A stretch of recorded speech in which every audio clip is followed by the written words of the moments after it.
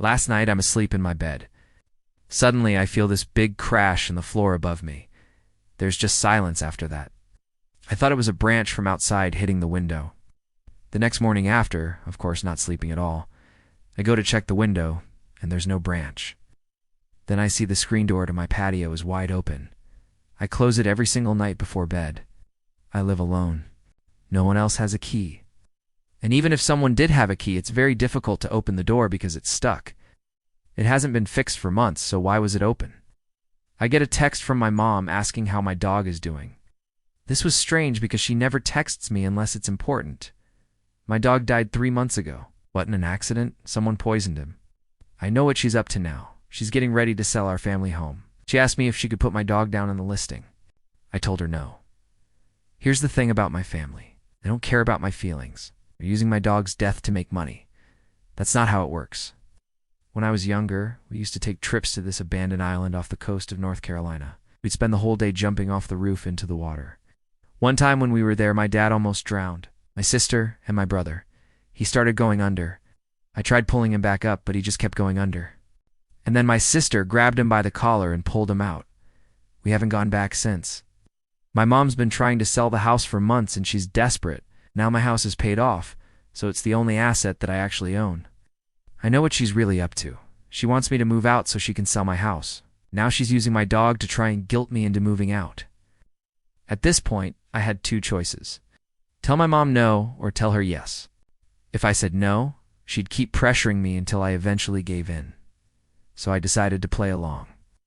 I responded with a sad face emoji. What do you want? She tells me that she's flying into town in 2 days. When she gets here, we're going to list the house together. I respond okay. My dad texts me while I'm sitting here at my computer. Hey, are you coming to see Dad today? I haven't seen my dad in over 3 years. I haven't spoken to him since I moved out of my mom's house 5 years ago. I told him no. Why would I drive 2 hours to see him when he lives less than 10 minutes away from me? His response was, "You're such a dick." I didn't respond. So my mom shows up at 7 p.m. We go out to dinner. We talk about the house. She says she'll let me stay another 6 months. I told her that's not enough time. She dropped it. We ate dinner in silence for a while. Could tell she was upset. Finally, she breaks the silence. Listen, I know you're hurting, but I need you to let go. I know this is your home, but you've been here long enough. It's time to move on. I just want you to be happy again. You used to be fun to be around. Now all you do is sit in this house all day playing video games. I don't think she realizes how messed up that statement was. We drove home in silence. As soon as we got to my driveway, she started talking again. You're still welcome to stay here as long as you want, but you need to let go of Boomer. Letting go of Boomer is not going to make me happy. She ignored me. Listen, if you need help packing, just let me know. I'll come over and we can start taking stuff to a storage unit. I told her I wasn't ready to talk about it. She left. The next morning, I get a call from a realtor. My mom gave them my number and told them to call me about the house. I tell my mom I'm not ready. She calls me back. Says I should at least look at some numbers with her. I tell her I'm not interested. She keeps calling me, telling me to at least meet with the realtor. I finally agree. I meet with the realtor the next morning. We talk about numbers, what she thinks the house might sell for. At the end, she hands me this stack of papers. It's a whole bunch of disclosures and documents that I have to sign to list my house. She gives me 2 days to think about it. I hand back the papers. I tell her I'll decide by then. She leaves. Later that night, I'm watching TV. I get a call. It's my mom. She sounds angry. Says, I thought you were going to sign those papers. Tell her I wasn't ready. Why are you yelling at me? She tells me I'm being selfish. I hang up on her. The next day I get a text from my mom. She sent me a picture. It's a for sale sign in front of my house. I call her. She doesn't answer. I call again. It goes to voicemail. I leave a message asking what the hell she's doing. No response. I call again. This time she picks up. She's on a flight back home. She tells me that I owe her this. After everything she's done for me, after all the time she bailed me out, this is how I repay her. She starts crying, begging me to come to the airport. She's going to disallow any future contact with me. I hung up. She called me twice more. I didn't answer. My phone was blowing up with missed calls from unknown numbers. At first I was scared, but then I realized what it was. These are the people my mom sent the listing to. They're calling to set up a showing. As I'm sitting there thinking, Should I go to the airport and try and talk to my mom? My doorbell camera alerts me that someone's at my front door. It's a woman holding a clipboard. She's checking the door to see if it's unlocked. She knocks. No answer. She knocks again. Still nothing.